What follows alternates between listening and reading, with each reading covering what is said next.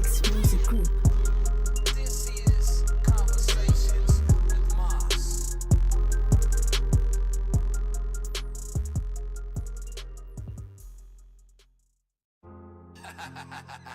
Lab Addicts Music You know what Group. time it is? This is Conversations with Maas. Subscribe now. Lock in. Let's go. Real street, man, we watching Maas. Real street, man, we call on Maas. Real street, man, we watching Maas. Real street, man, we call on Maas. Lab Addicts Music Group. This is Conversations with Maas.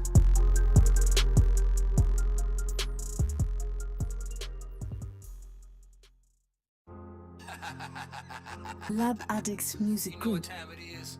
This is Conversations with Maas. Subscribe now. Lock in. Let's go.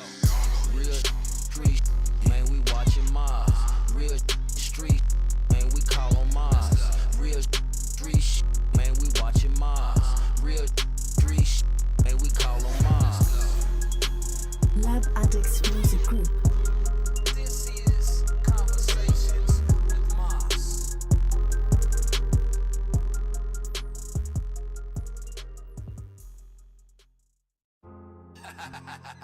Lab Addicts Music You know what Group. time it is? This is Conversations with Maas. Subscribe now. Lock in. Let's go. Real street, man, we watching Maas. Real street, man, we call on Maas. Real street, man, we watching Maas. Real street, man, we call on Maas. Lab Addicts Music Group. This is Conversations with Maas.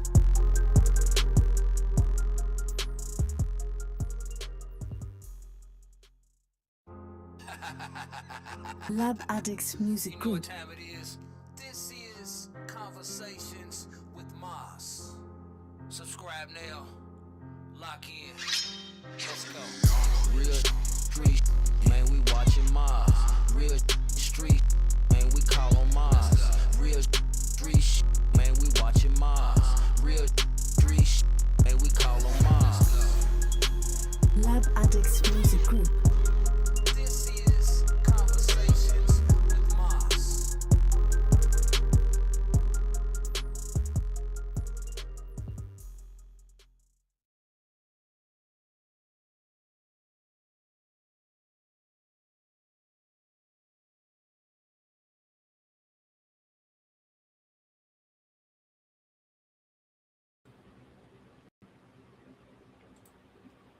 What's goody? What's goody? What's goody? What's goody? It's your boy Maas Field, and this is the Wake and Bake Show. And it's always something. This morning I got up to do the show, and the display on my laptop went out. So I tried to figure out what's going on with it, and that didn't work. So basically I had to mirror my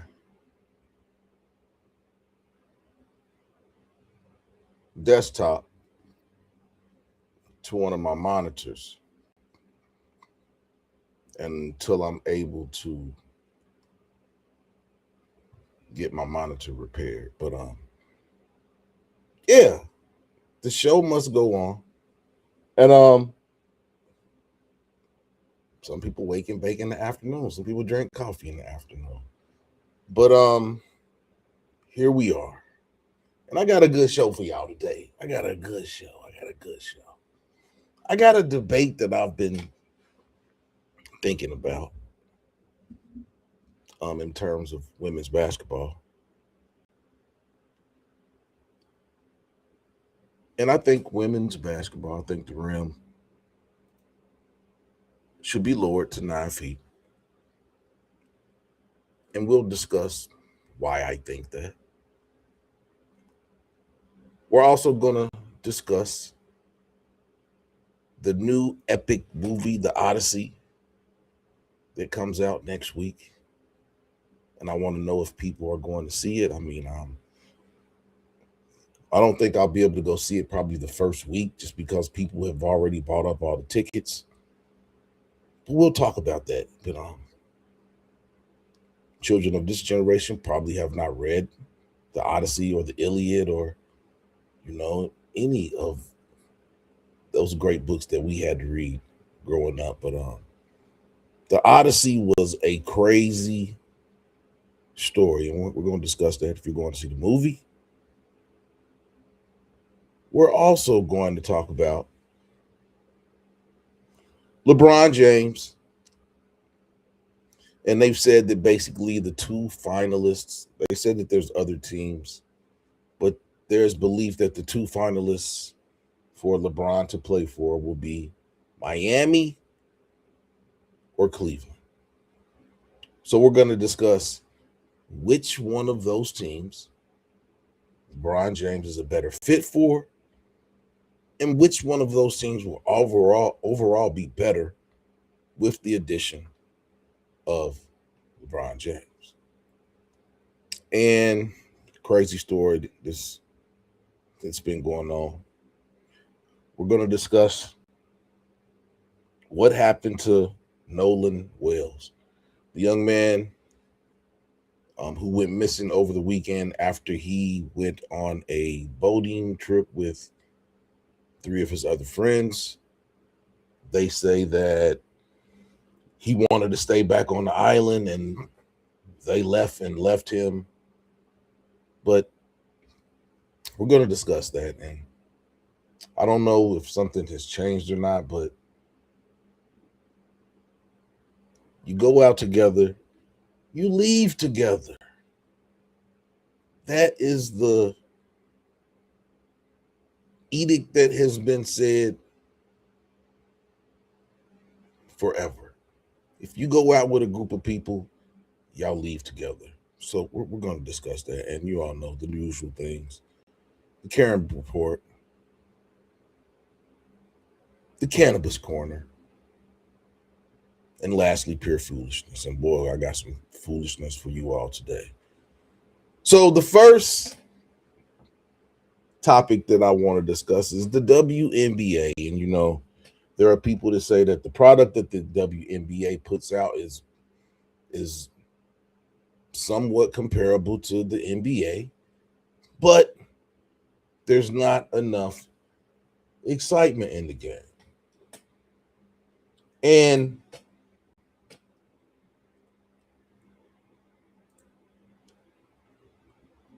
through the years,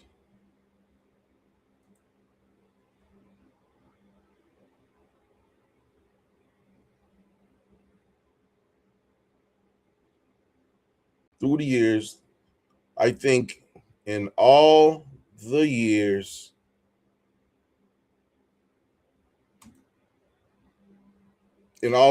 of the WNBA, I think there's only been less than 30 dunks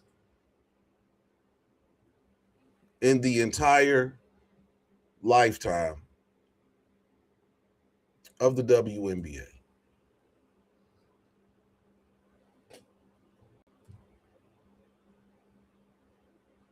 And I think that a way to get some excitement in their game would be to lower the rim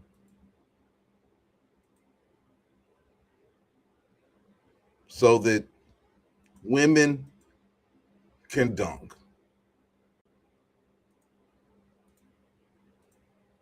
I believe that is the way to add some excitement to the game. There's only 3 people that have had more than one dunk in the NBA, the WNBA, and that is Lisa Leslie with 2 dunks. I think Candace Parker had 2 dunks, and basically the other person that has had more than 1 dunk is I can't think of her name. She got arrested and went to Russia. But those are the only 3 women that have had more than 1 dunk in a basketball game. I don't know about you all, but I think that lowering the rim to 9 feet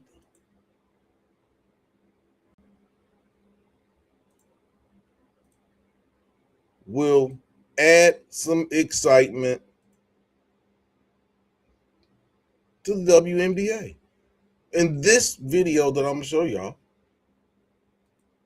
is every dunk in the WNBA's history. That's 1, Lisa Leslie.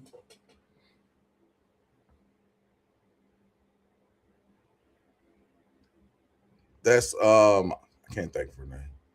But yeah, I think she has 19 dunks. But this is every dunk in the history of the WNBA.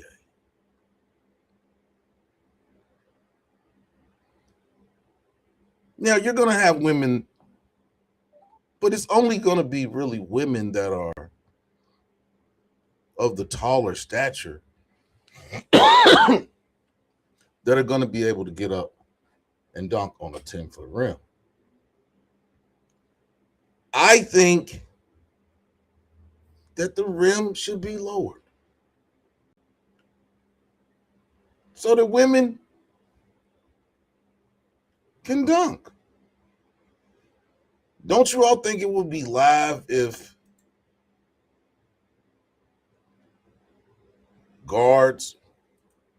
women 2 guards were coming down on a fast break and take off and dunk on somebody? Would that add some excitement to the WNBA? I think it would. Because the only way that you're going to get men to watch on a consistent basis is if there are women that will have the ability to dunk. Now, people might say that, oh, you're being sexist by saying lower the rim. No, I'm not being sexist by saying lower the rim. I'm saying that realistically, more women will be able to dunk if the rim was lowered a foot.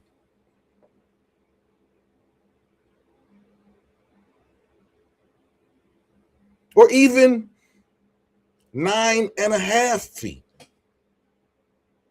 Because we already know that the women use a smaller basketball. Smaller basketball on the same size rim, diameter. And why the women's rim is 10 foot is beyond me. I think that the rim should be lowered to 9 or 9.5 feet. And I don't think that would change any of the competitiveness. I don't think it would change the game. I just think that it would add more excitement because you would have women that would be able to dunk on a more consistent basis, which will in turn add excitement, which will draw more men to watch the WNBA. Because make no mistakes about it, the growth of the WNBA is tied to men watching the games. Because women are already invested in the games. Women are already invested. Women like the game. Women go to the games. There are even men who go to the games, but predominantly women have bought into the WNBA and support the women that play on these teams. The next phase for the WNBA in their marketing campaign, in their campaign of growth, is for them to draw men to their product. And right now, a lot of men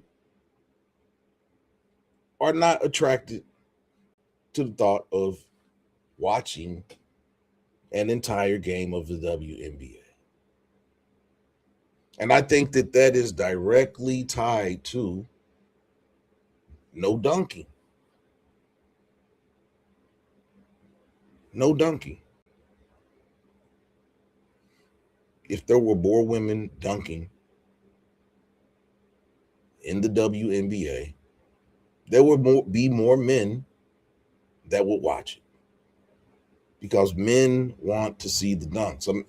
Men aren't going to sit through an entire game of layups and jump shots. I mean, I hate to say that, but that's just the honest truth. In order for men to be attracted to the WNBA, they're going to have to lower the rim,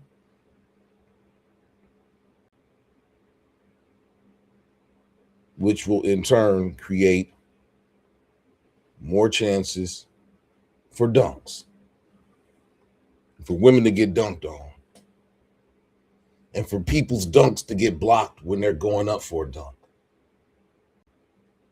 That is going to bring excitement to the game. I think there has to be a change. And it's no discredit to women to say that the rim should be lowered. It should be lowered because 95% of women in the WNBA can't dunk on a 10-foot rim. It's probably more than that. It's probably a higher percentage than that. But if you lower the rim, that adds the possibility where some athletic two guards, some athletic small forwards could probably take off and dunk on a 9-foot or 9.5-foot rim. But that's never going to happen on a 10-foot rim. It's never going to happen.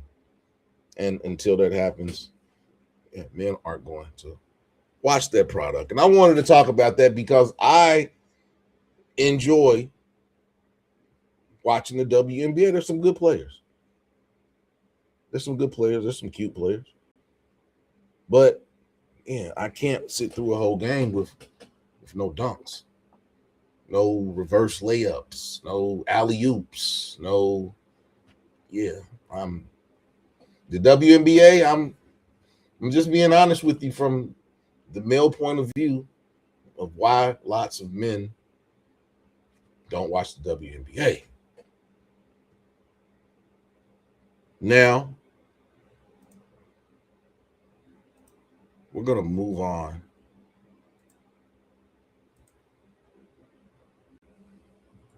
to the epic movie, The Odyssey, that is coming out. And I would play the trailer, but I'm pretty sure everybody's seen the trailer. And if I play the trailer, they'll probably, put a copyright strike on me. So I'm not going to do that. But if you are over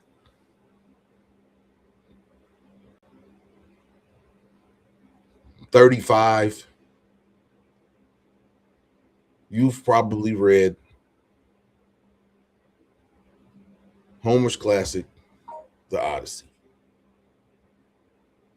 Many of us had to read this long, epic book. That book, along with Beowulf, which is the longest poet poem ever written, are two of the classic books that we had to read in English growing up as youngsters. And the Odyssey was a wild story of fighting giants and all types of supernatural things and supernatural monsters that Odysseus went through on his journey to make it back home. This is one of those movies that they said that they never could really have the scale to be able to produce this, but now with everything that's going on, they're able to produce epic books like this. I hope that they will also make an updated version of Beowulf, because I really want to see how they could show how one man could hold his breath for 8 hours and fight monsters underwater on one breath and come back with the monsters still on one breath. And yeah, I need to see that. And with them making the Odyssey, I really think that someone's going to tackle Beowulf. But I probably will. I'm not a person that goes to the movies. I watch movies other ways. But this is a movie that the last movie that I went to the movies to see was Black Panther. That was the last movie that I actually went to the theater and saw. And I think that I'm going to go see Christopher Nolan's adaptation of the Odyssey, because that's one of my favorite books. It was you could read the book and it just took you to different places that just different landscapes and different adventures, and all on the pursuit to go and conquer and win wars and then to make it back home. So I'm anxious to see what Christopher Nolan is going to do with the Odyssey, and I'm pretty sure you all are. And it's been so long since I've been to the movies that I don't even know how much the tickets are, but let's see how much are the tickets. So it will be showing up the street from where I live at. I will probably go see it there because they do have the IMAX, and it's 2 showings on the opening day here around the corner where I live at. And let's click on this and see how much the tickets are.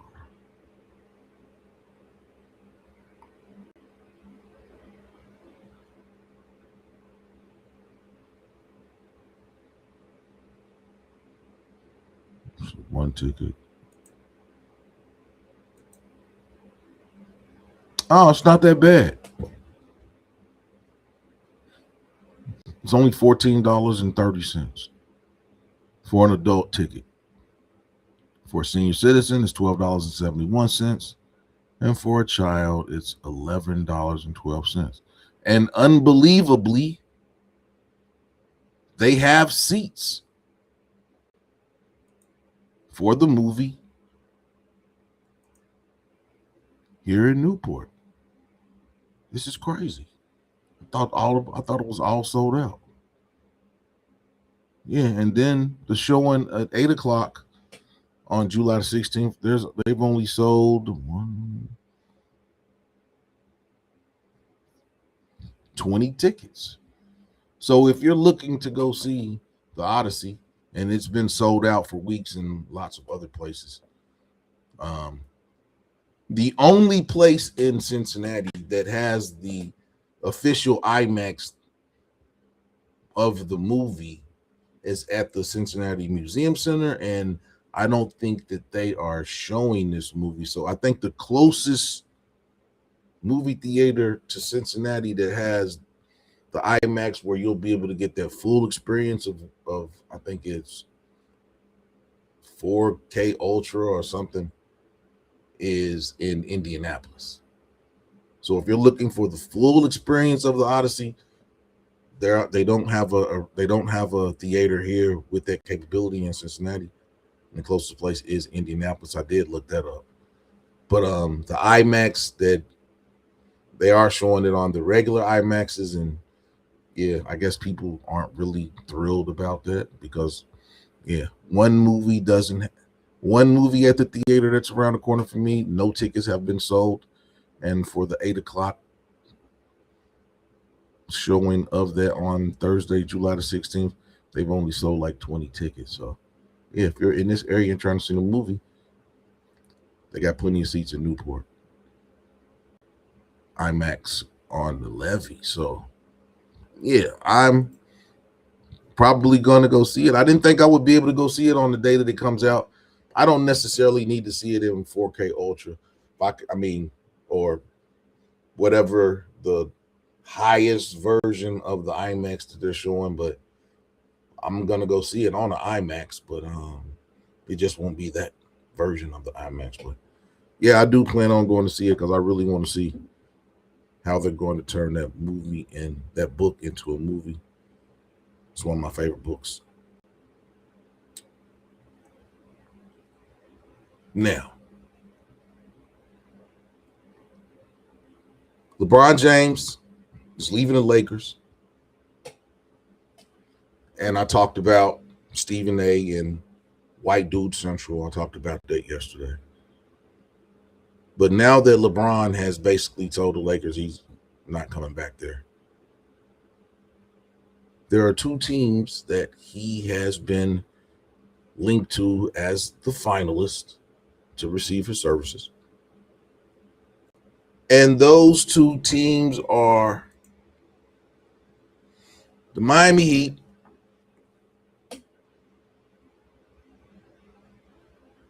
and the Cleveland Cavaliers. And what I want to talk about is which one of those teams do you think is a better fit and has a better chance to win? Because I'm pretty sure LeBron's probably going to sign a 2-year contract with the option for a 3rd year, whatever the case. So he's trying to go somewhere where it's immediate that they're going to be contenders for the title. Which group is a better fit to win now? Is it Giannis, Bam Adebayo, and LeBron?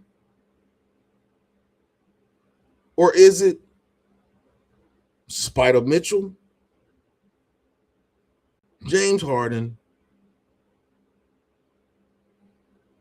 Mobley, and LeBron?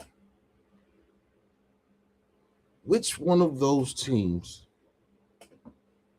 is a better fit for LeBron? And Summer League has started,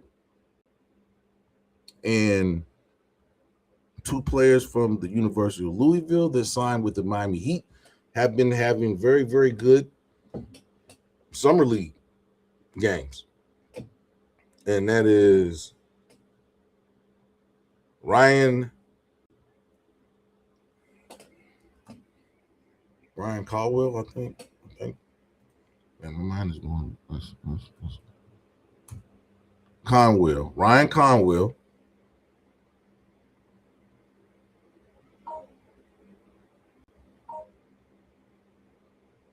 Ryan Conwell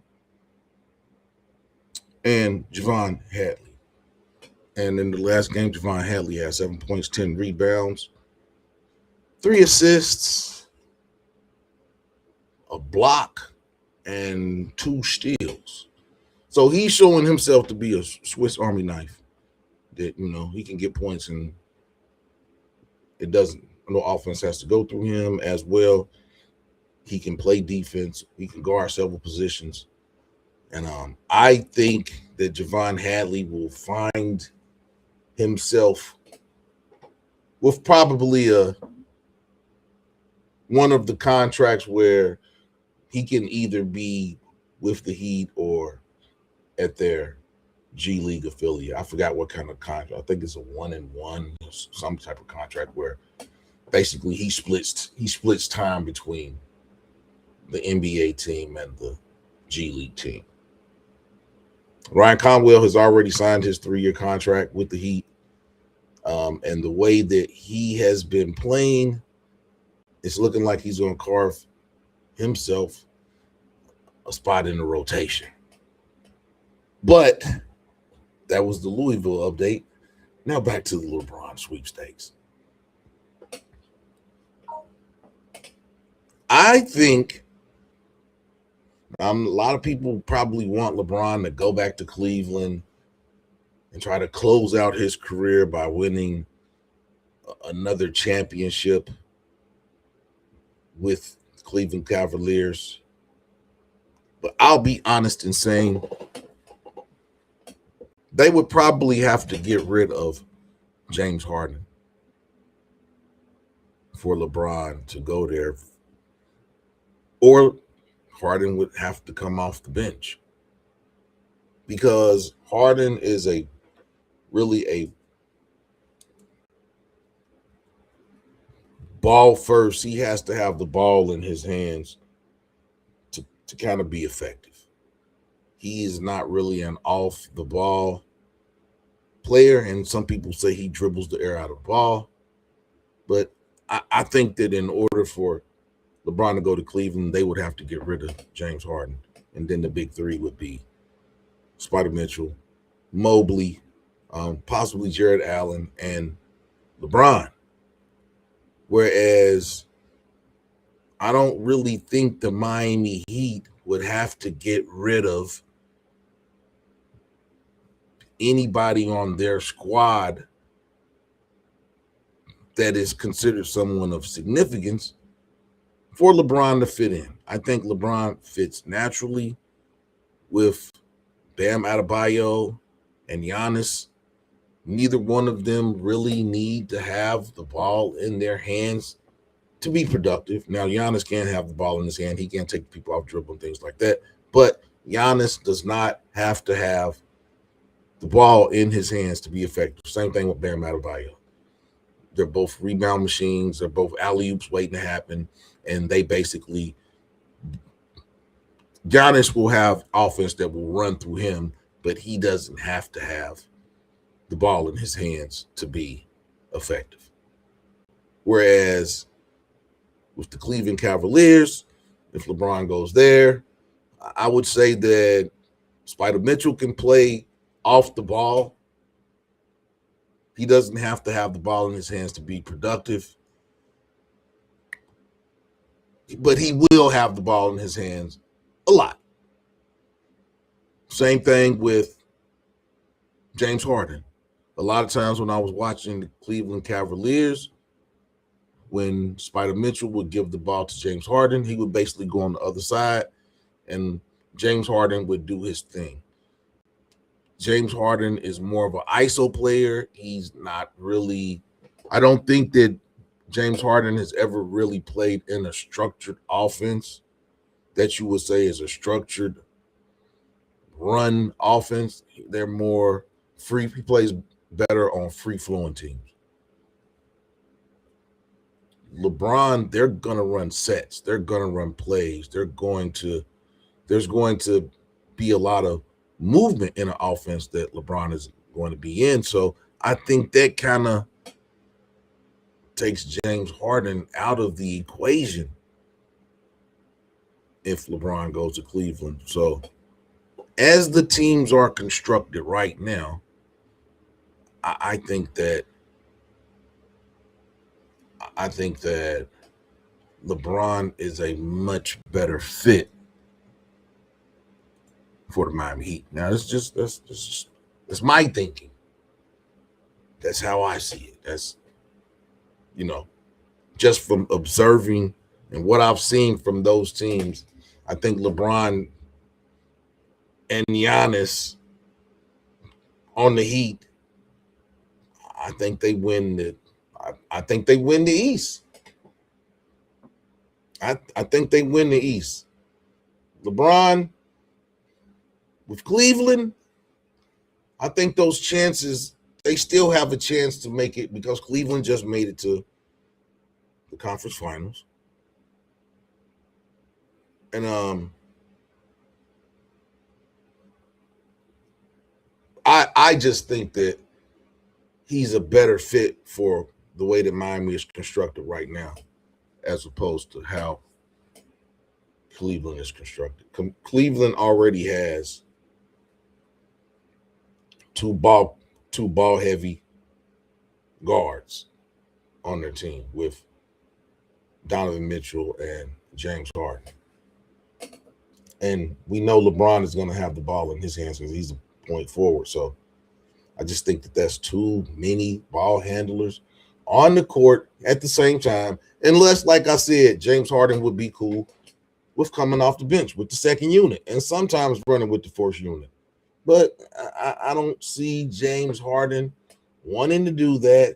And James Harden is a player that has, when he doesn't feel that he is going to be a focal point of a team, he'll leave. We've seen that consistently from James Harden. He is a person that kind of the team has to incorporate around him rather than him incorporate himself into the flow of whatever they're doing. And I really think that, I think that could be a sticking point for LeBron choosing to go and close his career in Miami. And although he won a championship in Cleveland, I feel that he still feels like there's unfinished business in Miami. And then you throw in the fact that I think that he would rather work for Pat Riley than to go back and work for Mr. Gilbert. It's just my thoughts, just my observations. But I think that LeBron should go to the Miami Heat to close out his career.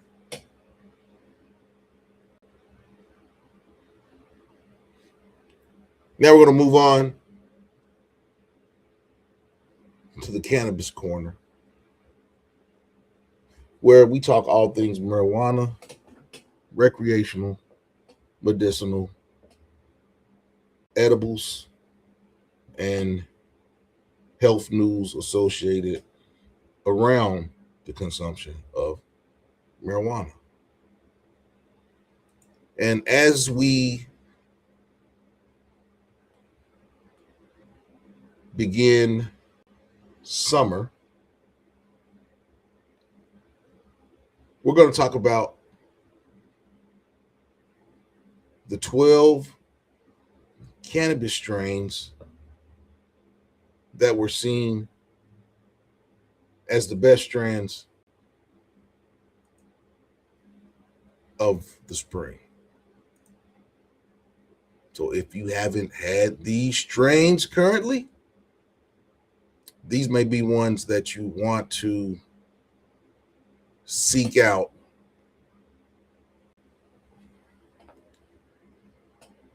as we get into summer. Now, this is taken from leafly.com.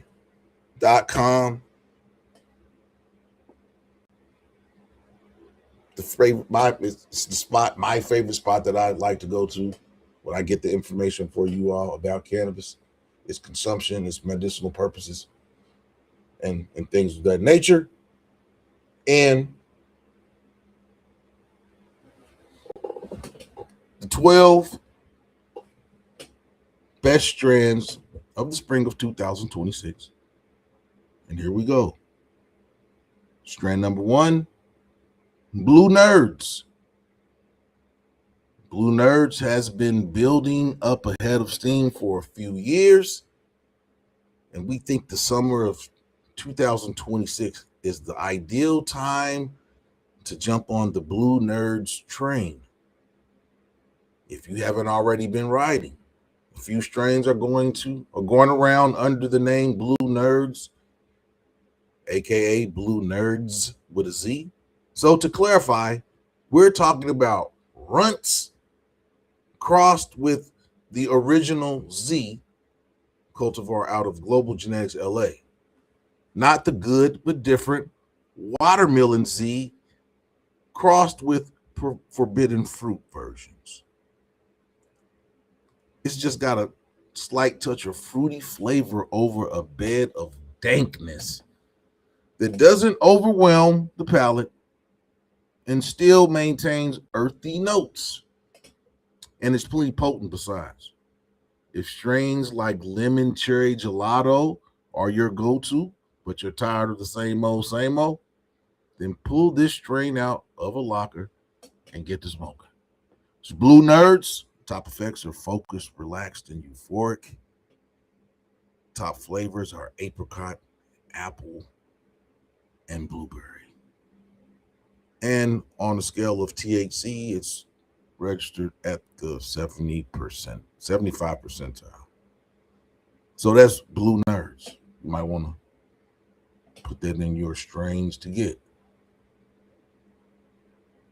Next on the list is Disco.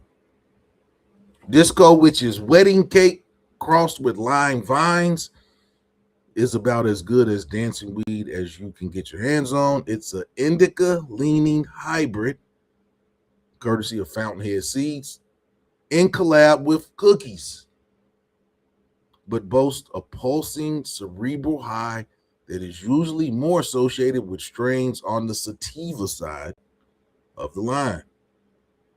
It'll keep you grounded without vegging out, focused without losing touch, and if you're the type to get a bit paranoid while stoned in a crowd, then Disco is a peerless partner on the dance floor. Disco then, Disco now, Disco forever. And the effects and tastes of Disco are euphoric, energetic, and giggly. And the flavors that you will get when you smoke Disco are strawberry, berry, and grapefruit.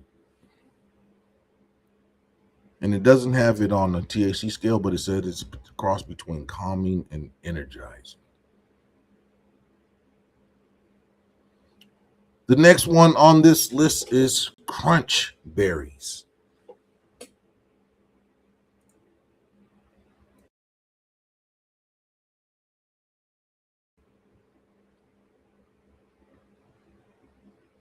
Crunch berries. Crunch berries comes to us from the pride of Tacoma, Washington, Exotic Genetics, who made the strain by crossing blueberry with their house line of Triple OG. The strain has been a favorite of the Pacific Northwest for years and is now almost certainly available in your neck of the woods, having grown in popularity due to its frankly uncanny aromatic resemblance to the breakfast cereal. It's hard to find a better wake and bake strain than this one. The nostalgic scent and the just potent enough average THC will have an experienced smoker greeting Saturday morning with a smile. Cartoons optional. And the effects and flavors, and for this one, they have terps. You're going to get talkative, relaxed, and happy. And the flavors you're going to taste are berry, apricot, and blueberry. And if you're into terpenes, you're going to get pinene, caryophyllene, and humulene. and it's a cross between calm and energetic, and it's a slightly above average THC percentage. Crunch berries. Then we have Devil Driver. Devil Driver from Tiki Madmen is a very potent strain descended from Melonade and the classic Sunday Driver. You may be more familiar with this strange air, Dante's Inferno, which has somewhat eclipsed the original strain. But we think that this sativa dominant hybrid is worth traveling back through the generations. Devil Driver is a particularly loud strain with a powerful aroma. And while it shares its extreme 28 to 30% THC potency with its most famous progeny, its flavor is all its own. Check it out and get a little wow. After all, who isn't tempted to let the devil drive now and again? I don't know about that one, but yeah, Devil's Driver. And the effects and the flavors that you get from this are, you're going to be energetic, focused, and giggly. And it tastes, top flavors are, ammonia, tar, and a chemical taste. And the terpenes they're going to get are caryophyllene, limonene, and pinene. So I guess it's piney, lemony, and I'm not sure what caryophyllene is, but I will look that up. But it's more energizing than calming, and it has a above average THC percentage. Devil Driver. It's a hybrid. The first three have been hybrid. The first four have been hybrid. So we got Blue Nerds is a hybrid. Disco is a hybrid. Crunch Berries is a hybrid. And Devil Driver is a hybrid. Next, we have Titan Express, which is a sativa. While great weed is timeless and a truly exceptional strain will treat you right throughout the year, we must admit Grassroots Titan Express was simply made for summer. It's the terps that make this true blue sativa, descended from Citradelic Sunset and Modified Muffin number 10, perfect for long days. You'll be getting sweet lemons, earthy notes reminiscent of fresh cut grass, and a sharp, pungent darkness that will make you think of an old school muscle car. It's Norman Rockwell in a grinder, but don't expect to feel pastoral after you smoke. Prepare for some straight nitro and hold on tight because the Express doesn't ever slow down. Titan Express, the top effects and flavors that you're going to get from it are energetic, creative, uplifted.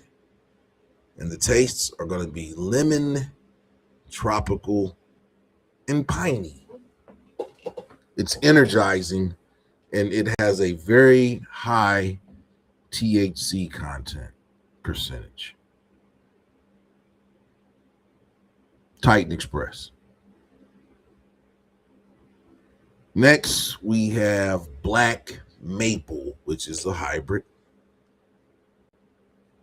It's a delightful descendant of leafy strain of the year 2025 nominee Dolce de Uva. And Sherbanger, Black Maple is a full, well-rounded sensory experience that leaves you feeling satisfied. Black Maple is the creation of Bloom Seed Company's Harry Palms, who is seemingly a person with an exceptional understanding of euphoria. Harry Palms. His strain really is an all-purpose day improver. It's a harmonious smoke that helps you connect to your body and the natural world through a deep, woody flavor and its exceptional THC percentage. Can lead you on an odyssey of good vibes and peaceful feelings, all without collapsing into a giggling heap. It's black maple. The effects and the flavors are you're going to feel relaxed, sleepy, and euphoric. And the flavors that you're going to get are tar, diesel, and earthy. It is more calming, and it has a very high THC content. Black maple. Next on the list, we have kombucha. Kombucha is a 50-50 hybrid from the team at Symbiotic Genetics, the same crew that launched the world-famous mimosa. And it must be said, I hope they never stop making strains with names pulled from drink menus, because kombucha is another absolute banger. It's a cross of the world-famous Sour Diesel and Purple Punch F2 and maintains the heavy gas aroma that made Sour Diesel a household name. Pure, unapologetic diesel like this is always a pleasant surprise. While there is a touch of sweetness playing under the surface, kombucha really does smell like the only truck stop from 100 miles in any direction, and we wouldn't have it any other way. The top effects and the flavors of kombucha are you're going to feel uplifted, focused, and creative. And the flavors that you're going to get from this smoke are apricot, diesel, and lemon. It's in the middle of calming and energizing, and it has a fairly high THC percentage. I think that's where the diesel comes in. That's kombucha. Next, ginger tea. The writer says, I bought an eighth of ginger tea about 3 weeks ago, and I'm still holding on to the jar so I can keep smelling it. I would wear this strain as perfume, and I'm not kidding. The sharp, spicy scent smells like something a witch would use to lure passerbys into the woods. Okay. Ginger tea is a creation of the prolific Archive Seed Bank, which combined their lovely Moonbow strain with a pure Thai crossed with Face Off OG to produce sativa-leaning hybrid. It's a daytime smoke for sure, full of euphoric, joyful energy. If you've got a day plan, take a few puffs before you set out and you'll glide through your schedule. Ginger tea has the top effects and top flavors of energetic, creative, and focused. And the top flavors are honey, tea, and an earthy taste. The terpenes that you're going to get from this are terpenoline, caryophyllene, and ocimene. I'm going to have to look what these terp names mean, and I'll get back to y'all later on that. This is more energizing than calming, and it has a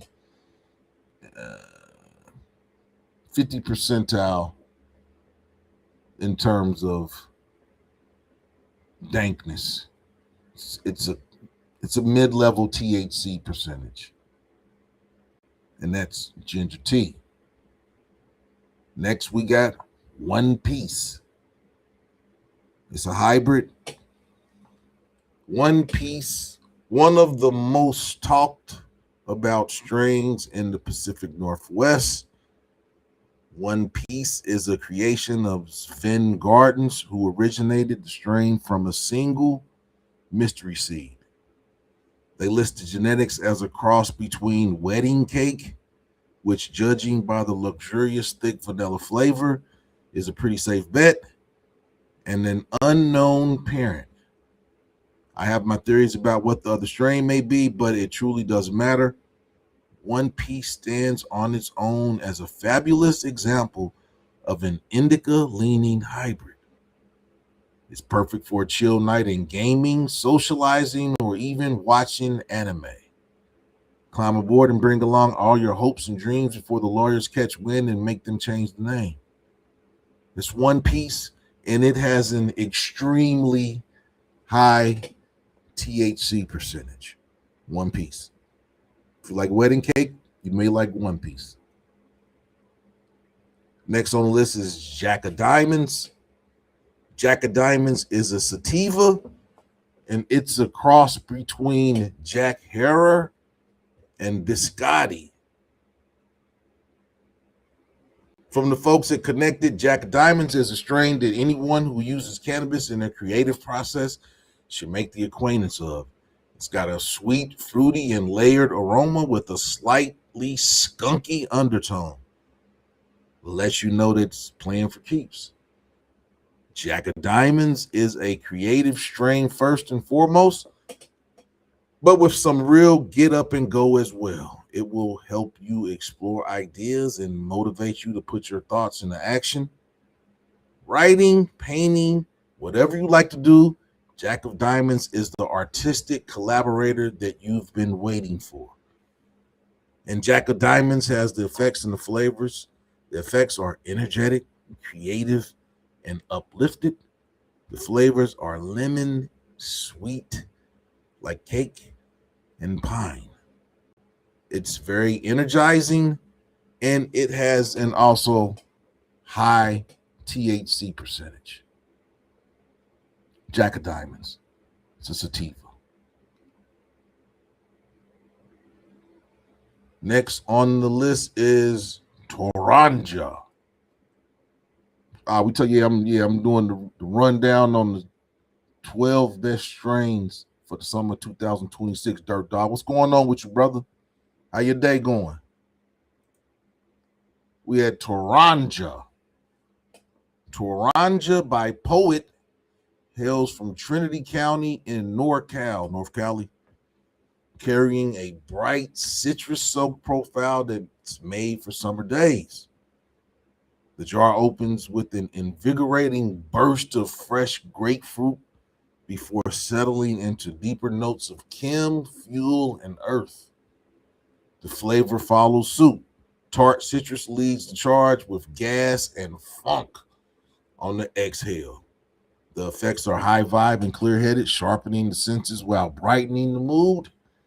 It has an energetic quality that lends itself well to artistic pursuits. Steady physical ease that keeps the experience grounded. This is the kind of flower that belongs in a backpack or a picnic basket. Share with your friends as the afternoon drifts away.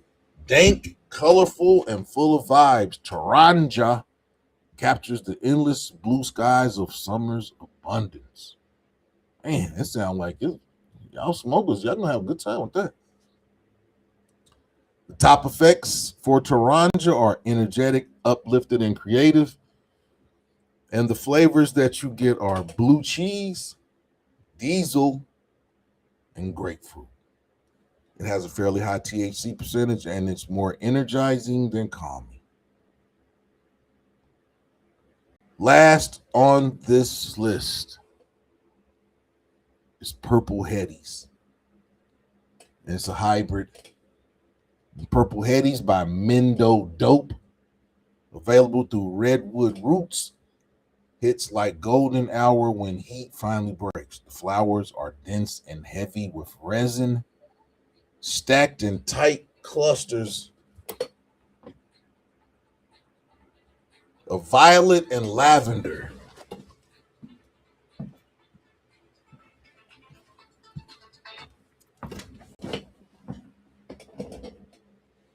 Bright orange pistils glow like embers, punctuating a glittering coat of trichomes. On the inhale, sweet dough, grape candy, and fuel mingle together. A sharp burst of grape Jolly Rancher hits first, dang, followed by earthy gas and a lingering sweetness. A true hybrid, Purple Headies carries a buoyant, feel-good energy, opening space for conversation, laughter, and whatever comes next. Whether it's a day on the river or an evening watching stars appear, Purple Headies will remind you how special the fleeting moments of summer truly are. And that's Purple Headies. And they don't have any profiles for that, but to go back through this list of the best strains to consume in the summer of 2026, we got Purple Headies, Toranja, Jack of Diamonds, One Piece, Ginger Tea, Kombucha, Black Maple, Titan Express, Devil Driver, Crunch Berries, Disco, and lastly, Blue Nerds. If you get a chance to come across any of these strains, please hit your boy up and know what they're like. The people want to know. They want to know what they're spending their money on. Let me know what it tastes like. It's your boy, it's your boy Maas with the Strain Report, live from the Cannabis Corner. Now, as we move along,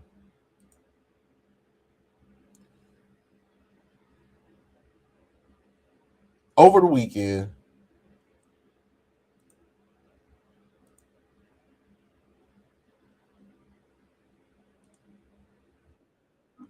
"18-year-old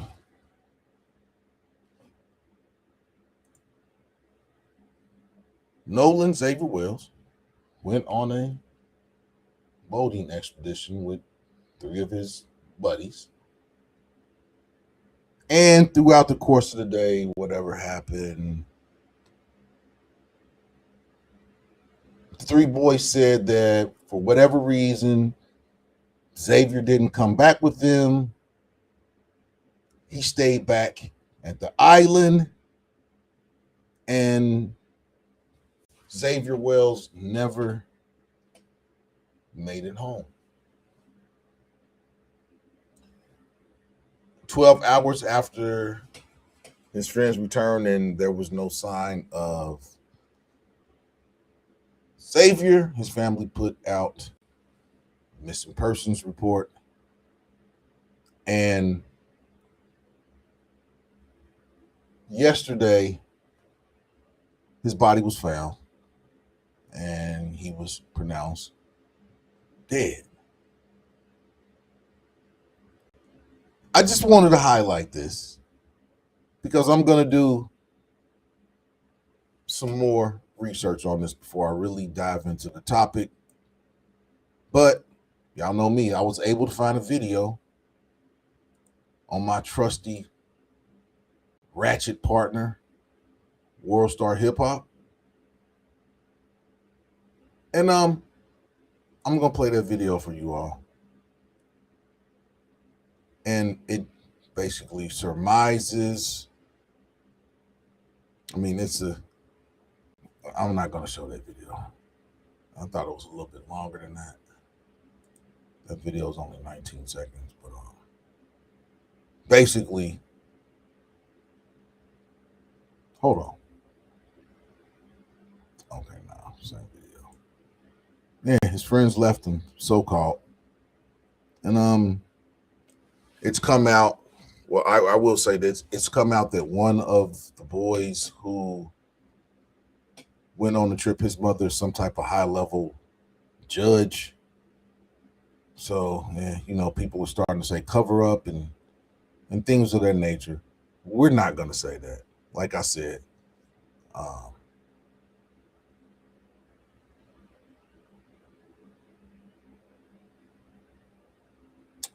We hope that they come to some resolution so his family can have some closure as to what happened to their son. So I will be doing a report on that. I'm not sure if it's going to be a whole show or if it's just going to be a standalone show, but I will be doing a report on Xavier Wells. So, yeah. Now, y'all already know I scoured the internet looking for videos of things that I deem necessary. And I got some for y'all today.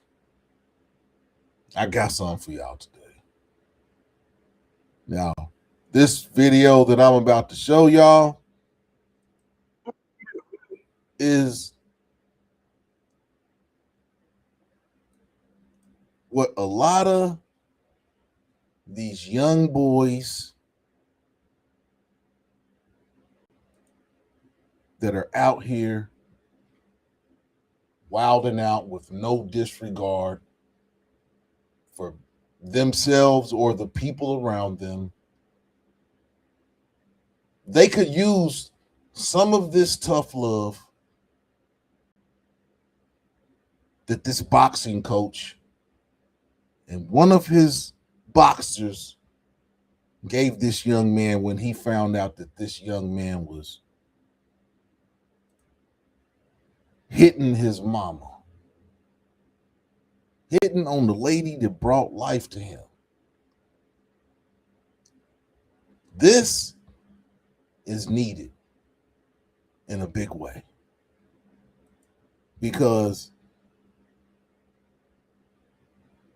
youngsters are out of control. And this is the type of tough love that young men need. This is the type of tough love that they need. This. See this rage that I keep hearing about. You like violence because the shit ain't never happened to you. You like hitting on your mom. Those are women. You ain't never ran into somebody that likes violence just as much as you do. That's the problem. You understand that? But we like violence here. So go in there and get you some because you like it. You ain't not going to try to fight back?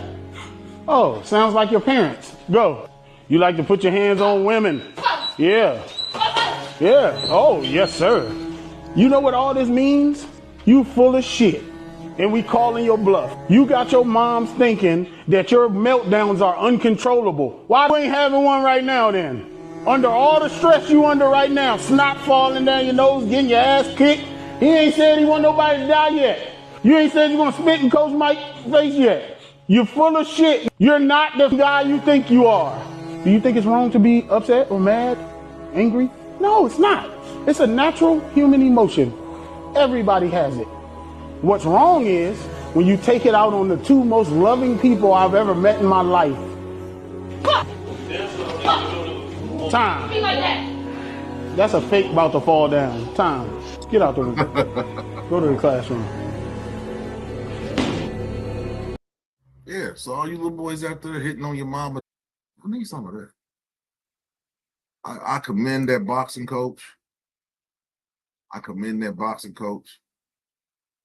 Because more young men out here need that.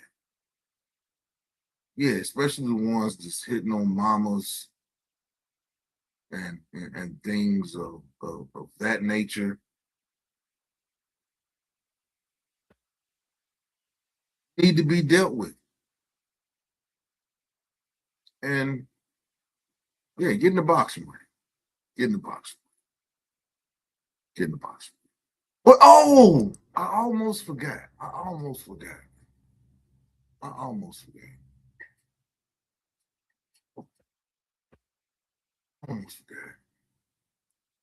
Argentina. I really never knew how racist Argentina was.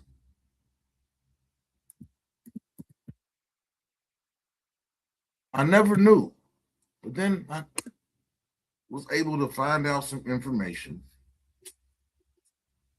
And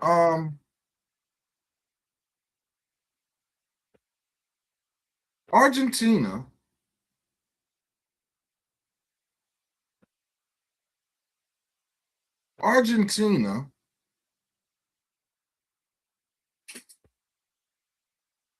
back in the early 1900s, Argentina sent all the black men, the black Argentinians, to war to be killed. And then after the war, where the Argentinians sent all their black population to be killed, then they immigrated Europeans into Argentina to lighten the country.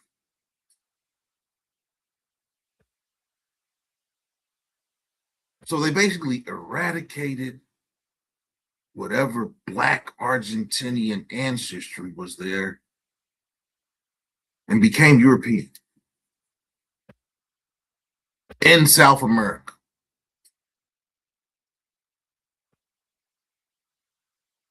So over the weekend,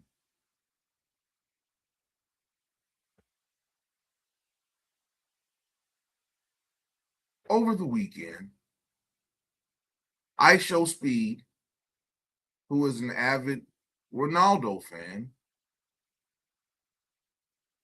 went to the World Cup game where Argentina was playing. And, you know, I had heard about Argentina and some of the stuff that they do. But until you see it up close, you wouldn't believe it. You wouldn't believe that some people from another country came here to America and disrespected Black Americans on our soil, our country. And there's a FIFA investigation. There's a FIFA investigation going on right now into this. But I'm going to let you all see this. There's two videos that I have. And I want you all to see this because they say that Brazil and Argentina, they don't get along. Lots of countries in South America do not get along with Argentina, and it's simply for their racism towards Afro-Brazilians, Afro-Colombians, anybody with African descent. I think Argentinians may be the next on that boycott list. But watch these videos. Watch these videos of I Show Speed being disrespected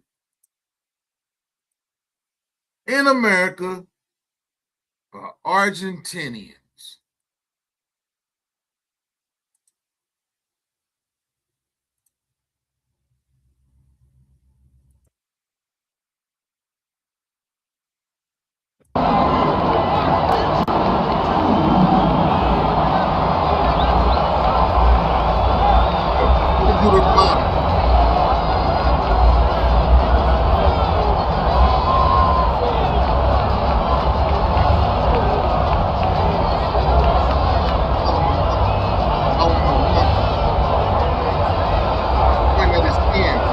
What's wrong with that guy?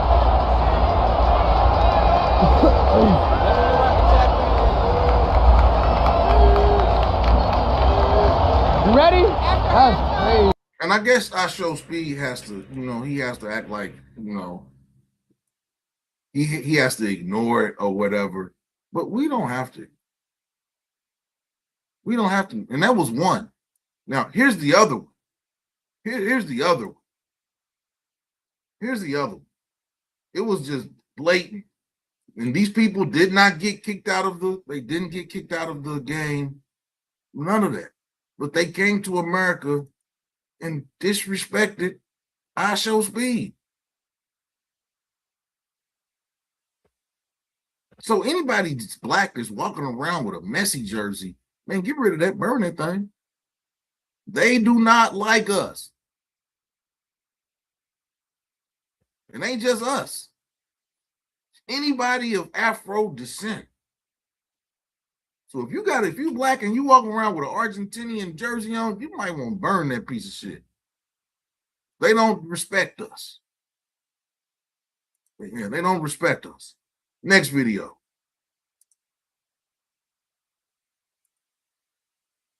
Next video.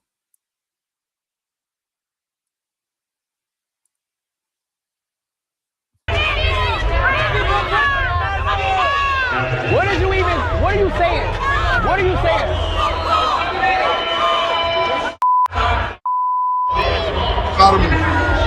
She called him a fucking nigga. That's what she called him. They bleeped it out, but I'll say it. She called him a fucking nigga. And the man right here, he's like, man, I can't believe this.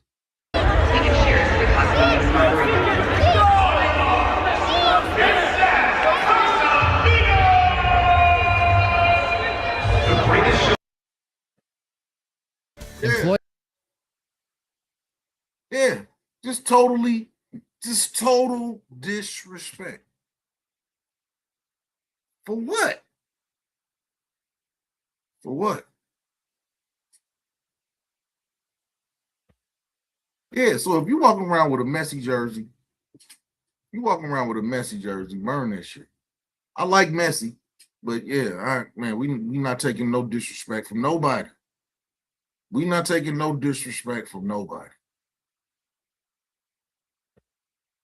Come over here from Argentina, calling people fucking niggas in America.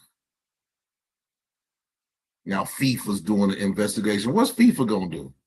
They go to black players go to FIFA sponsored events and people throw bananas on the field. There have been events where they had to end the game because people was throwing bananas on the field. So people to say that there's no racism. What was it? What was it? My man's pointing at his skin and jumping up and down like Donkey Kong, and he's the one that looks like a monkey. He's the one that looks like a gorilla. But he's calling Speed a gorilla. He's the one that looks like a gorilla. I mean, he knew how to do it. He knew how to do it. Yeah, that's the, I mean, yeah, I don't see no black people walking around. The only people I see doing that is the people that's trying to, they know how to do it. Maybe they are the monkeys. Well, I'll chill out. Let me chill. It got me heated when I saw it. It got me heated.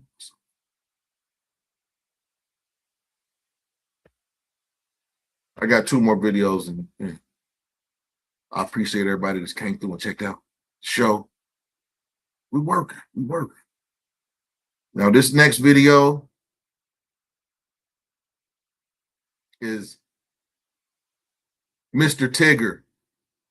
Mr. Tigger and his wife. This is what Mr. Tigger went to jail for. Hold on.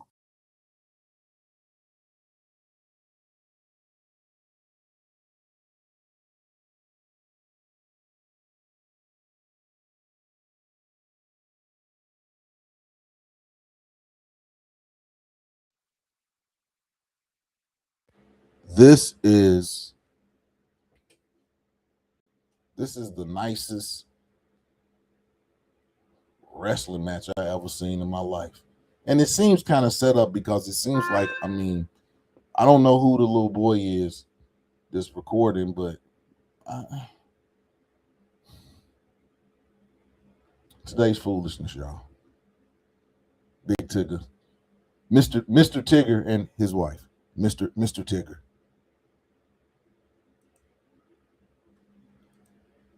Mr. Tigger.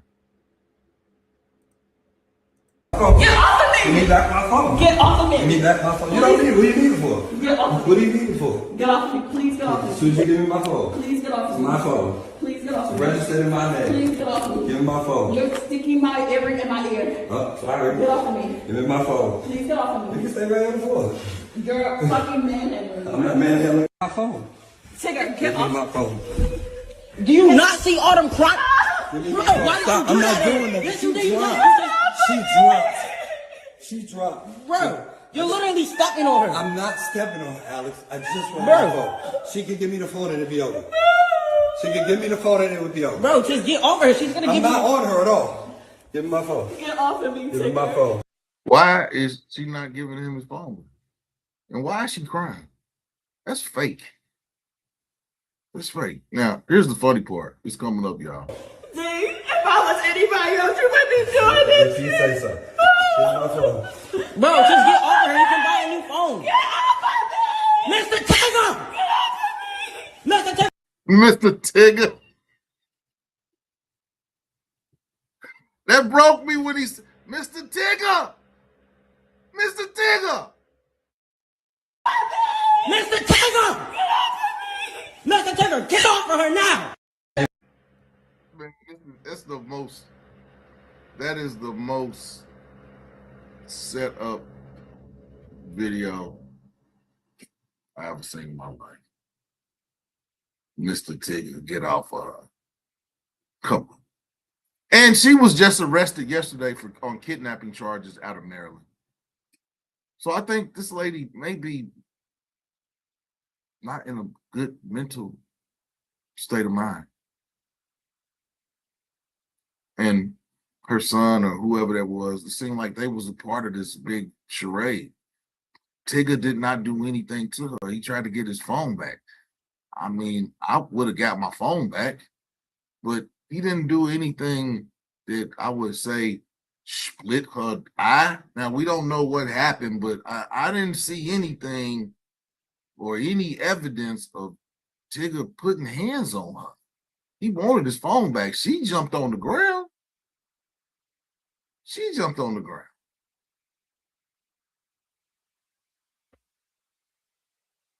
I hope this situation gets resolved and cooler heads prevail because, yeah, that was crazy. But we're going to end today's show.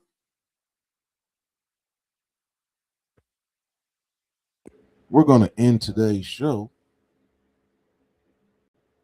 with a video of Montel Williams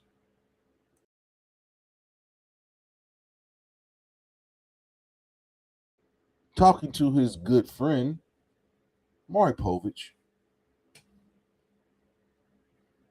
about his ex, Kamala Harris. And we're going to watch this together. And we're going to see what Montel Williams had to tell Maury Povich.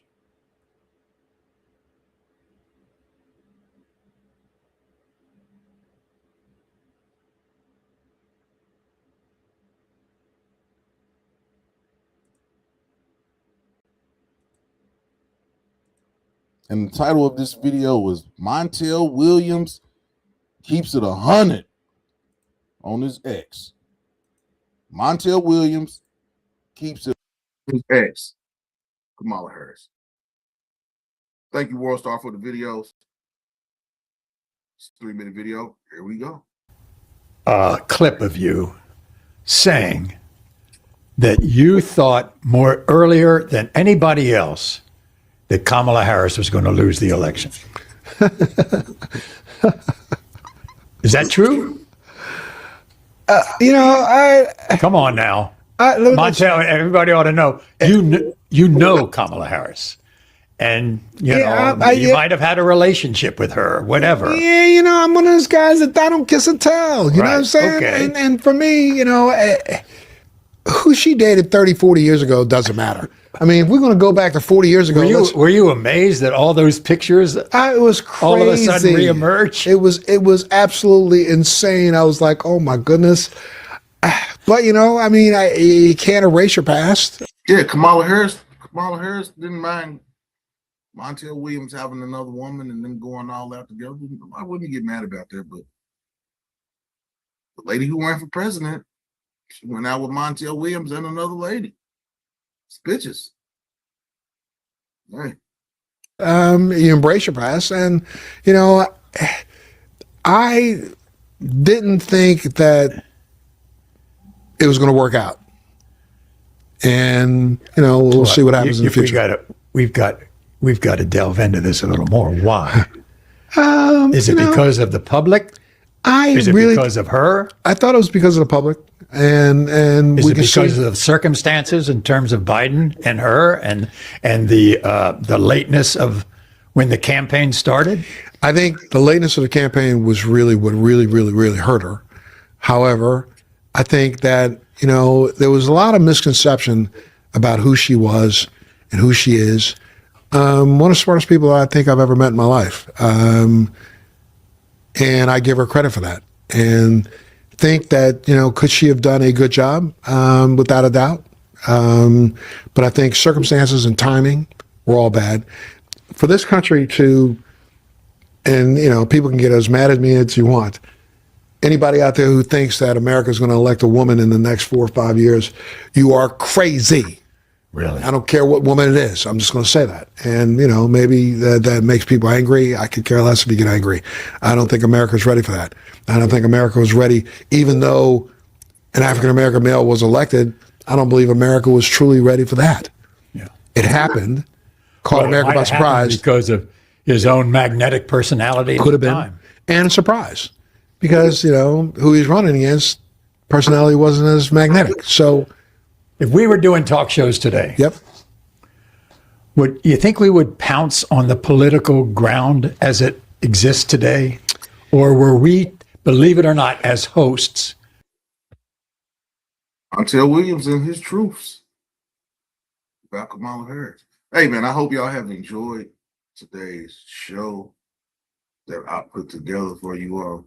It's your boy Maas. This has been Wake and Bake, the midweek report. I will see you all later. Lab Addicts Music Group.